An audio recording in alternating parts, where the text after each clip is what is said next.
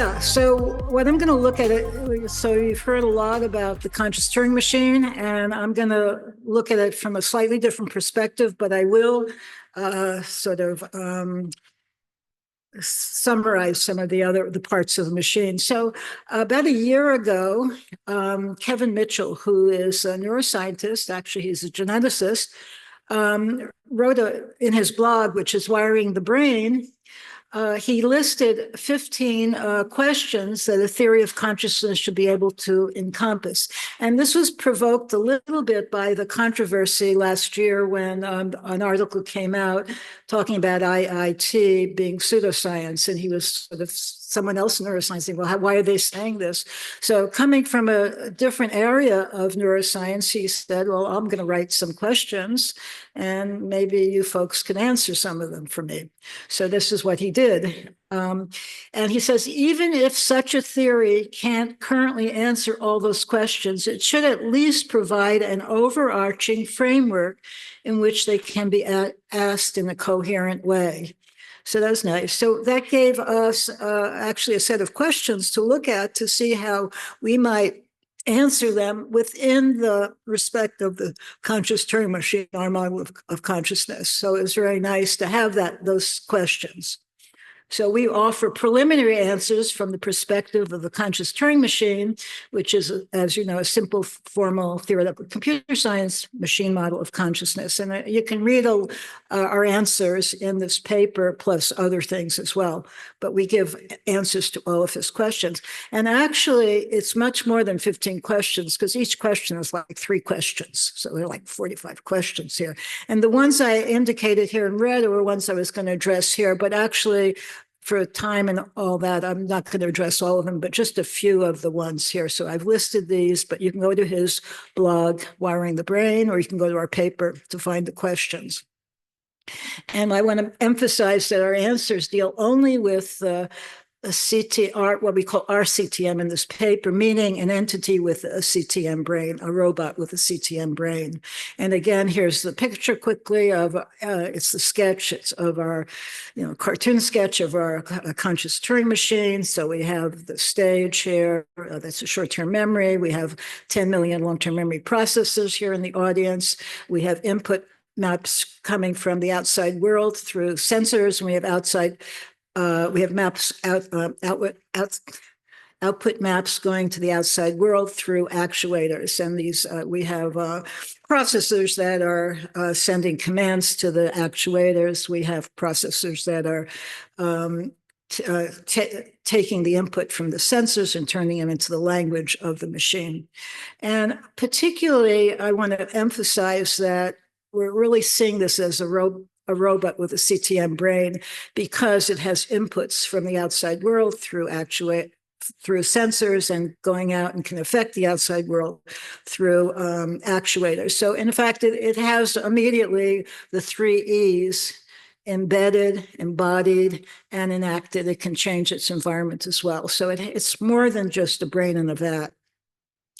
As Manuel said, that these 10 million processes start out as very generic, not connected, but after a while, links form. It's a kind of a Hebbian principle between processors that have it. And internally, we have this language, Brainish, which is a multimodal, multisensory language. So each word in Brainish is a word, a image, a sound, a sensation, smell. And Vanya asked, how is this being implemented? In one way, we have a student, actually, he just got his PhD and he's a professor now, but whose expertise is in multimodal machine learning and is implementing it from that perspective. And that's the perspective is you have large vectors and you have different components which represent the different sensory aspects. There's probably a much better way to do this, which I might indicate in a bit, but it's so this is a framework. Our CTM is a framework, and the next stage is to get a blueprint, and the next stage to get this, but we have this Uber framework here. But yeah, good question. And then, at any moment of time, all the processors put a chunk.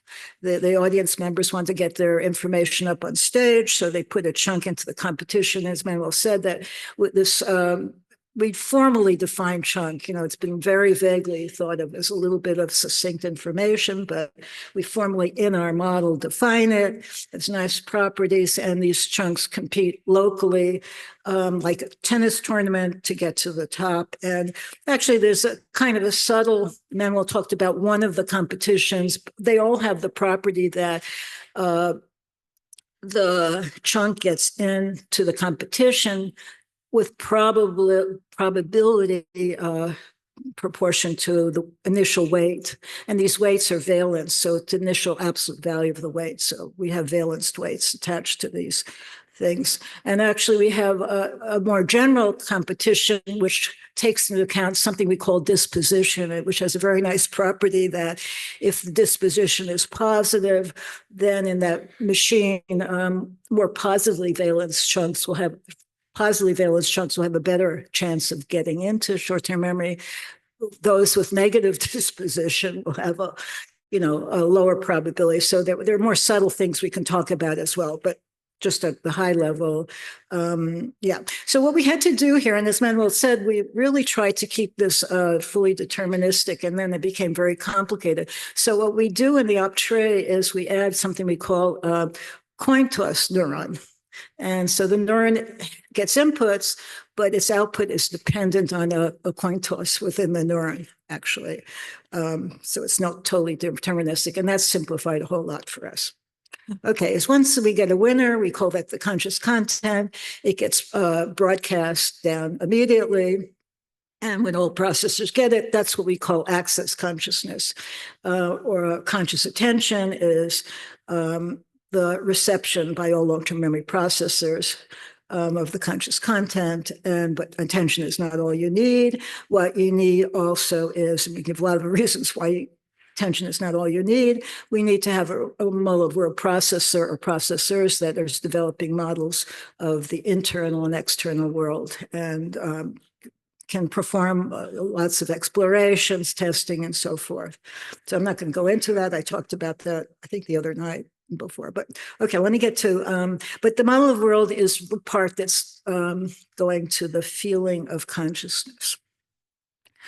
Okay, and so we define now conscious awareness as conscious attention. So it's the reception, but it's the reception of brainish labeled model of the world sketches. So in this model of the world, there's sketches like of myself, and with labels to that. And when that chunk of information gets broadcast, that we call a conscious awareness.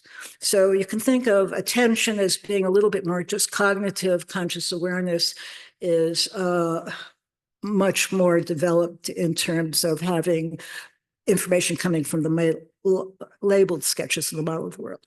Okay, so what kinds of things are sentient? I'm going through some of this. Now we're back to Kevin Mitchell. What kinds of things are sentient? And I'm going to just say a healthy CTM is sentient, because we're looking only at sentience. Okay, but now he's getting to the core of a hard problem, or subjective consciousness. And he says, what is the basis of subjective experience? And this is all within our model, our answers. So the ability of CTM to construct models of the world, as I said, inner and outer, is fundamental to subjective experience. Here's the model of the world. And these experiences are represented in the model with multimodal brainish sketches of reference in its world out there. So you have the apple out there, and then we have a sketch of the apple in the world, in the model of the world. And the rose example, which Manuel gave, is in the case of a red rose, the label, a brainish phrase might be the image fused with the color red, so the vision of red, the odor, the sweet smell, the soft touch. And those would be a fusion of different senses, which is the brainish word in the model of the world for rose. It's not just rose, but it has those senses together. And so this is what I mentioned, formally fusion will be represented by a collection of pointers to previously defined multimodal words and phrases. So these are going to be built up. They evolve. The model of the world and brainish evolve, co-evolved. And as Manuel said at the beginning, the primal in our model, we're taking as the primal word for the brainish word for pain was that initial feeling of the oxygen monitor, that the need for oxygen, and that need for oxygen got up into short-term memory with a lot of weight. And the processes at first don't know what to do. So, but that's pain because it's just the old first thing in there.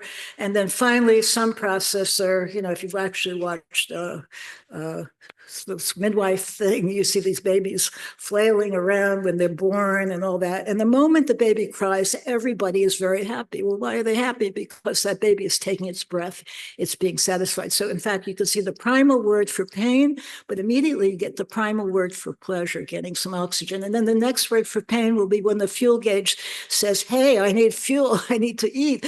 And that gets up into short-term memory, and that's the second word for pain. And then the second word for pleasure is when it gets milk. And these words, the brainish words, keep building up, evolving that way.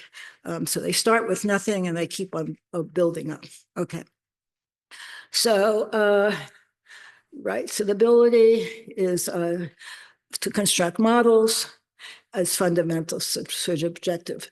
And these labels, what we consider are the labels of the sketches are the qualia, the brainish labels of the sketches are qualia. And of course, qualia at the beginning is not very much, and this builds up. This is an evolutionary process. And conscious awareness is a tension of brainish labeled, which is said one of the word sketches. So I've said this several times already. Then the next question he has, so I'm still on one.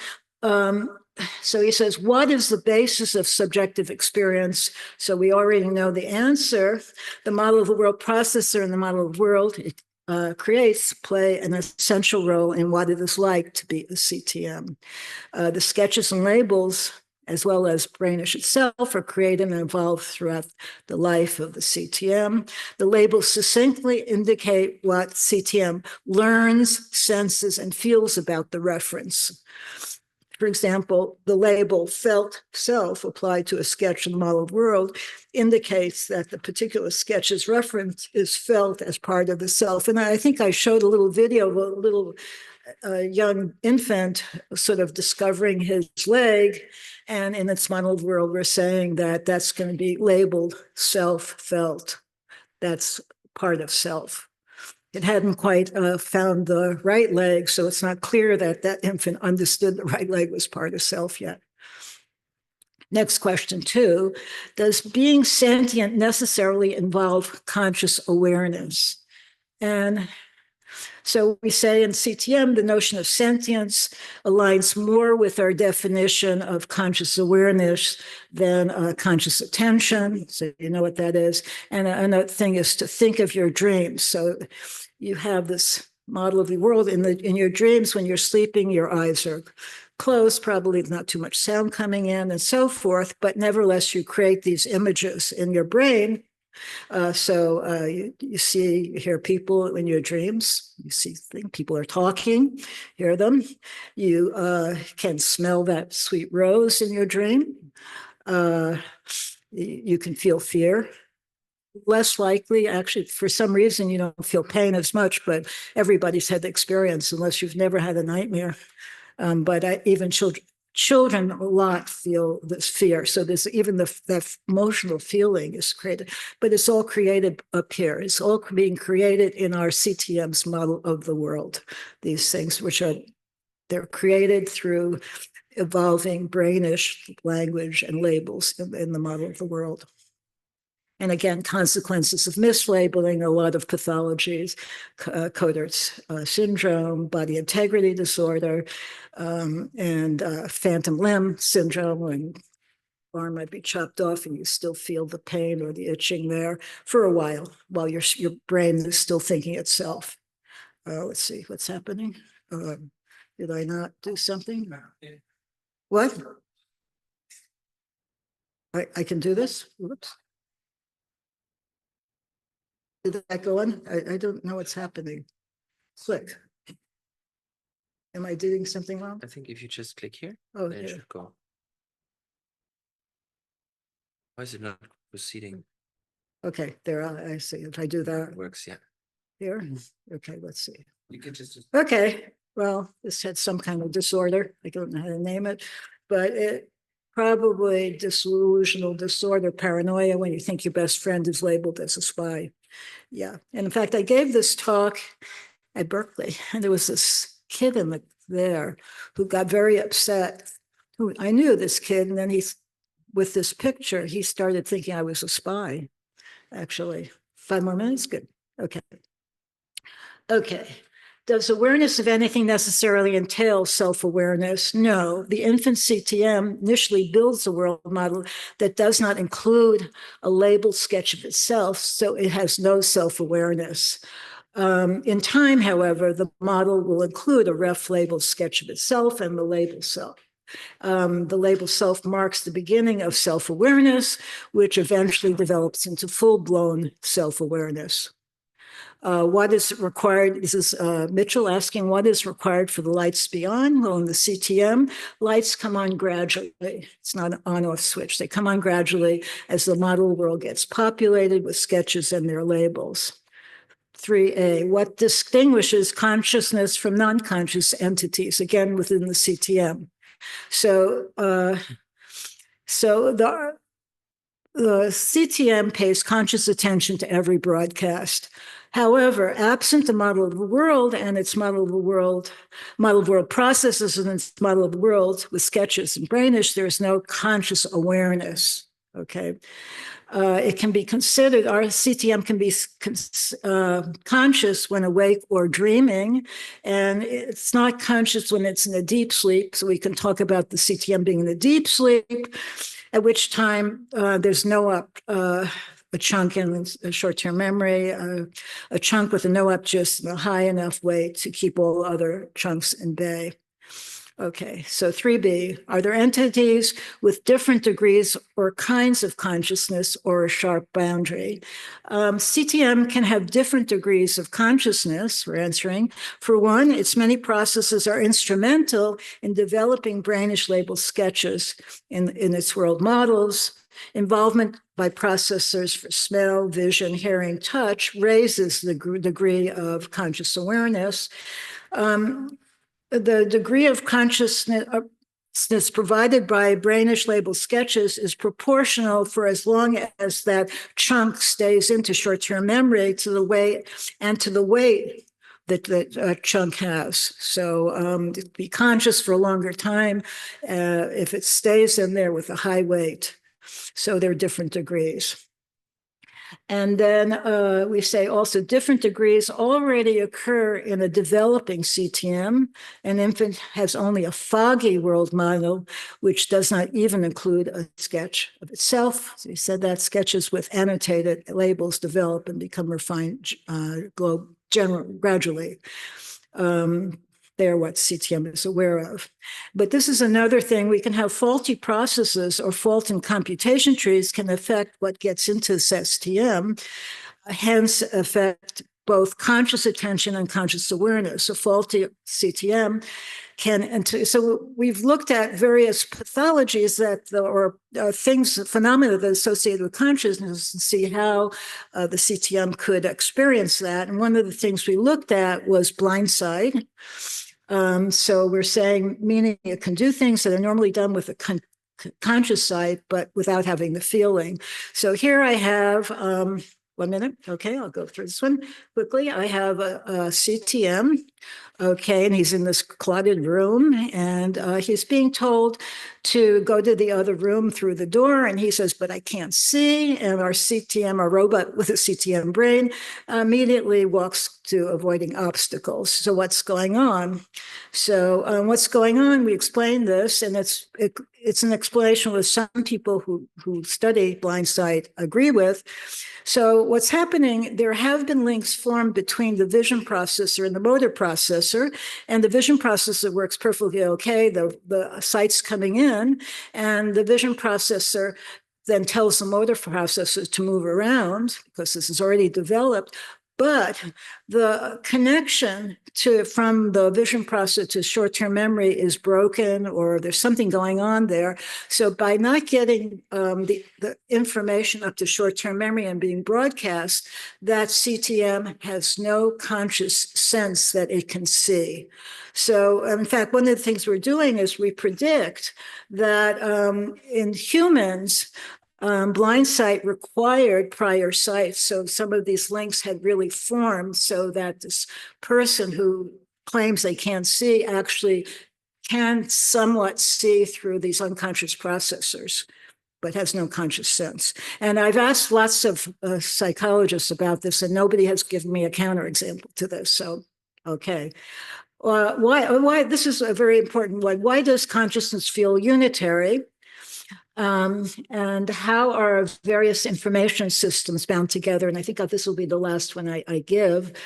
At each clock tick, all long-term memory processors simultaneously receive the global broadcast of the conscious content.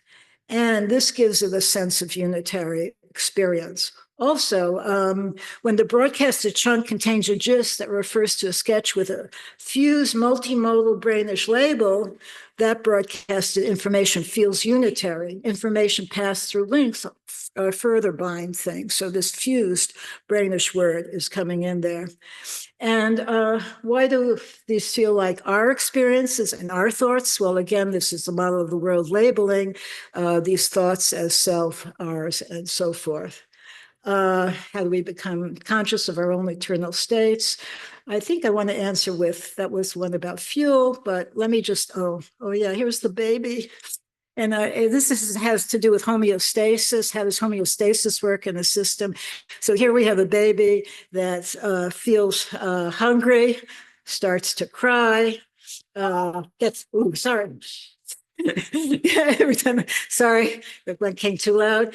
The fuel, so one of the processes calls the fuel gauge. If the fuel source, it gets milk, stops crying, and feels pleasure, and so it labels its mom pleasure source. Okay, so those are the feelings, and how does it affect behavior? I want to say one final thing, because that's, yeah.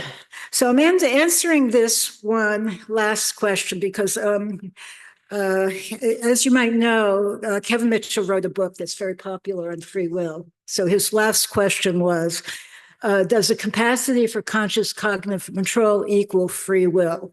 Okay, and this is where we bring in our view of feeling of free will. As for free will, CTM's ability to assess a situation, consider various possibilities, predict the consequences of each, and based on what that makes a decision under resource constraints, gives CTM the feeling of free will. And here we have CTM playing chess, and at every time when it needs to make a move, it assesses what it can do, what's best, and in the time frame it has, it makes a decision. And that's exactly what we feel that humans are doing. So this is free will, the feeling of free will, the free will that CTM has, and that humans, like this young woman also has it, but when she does plays chess. Okay, thank you.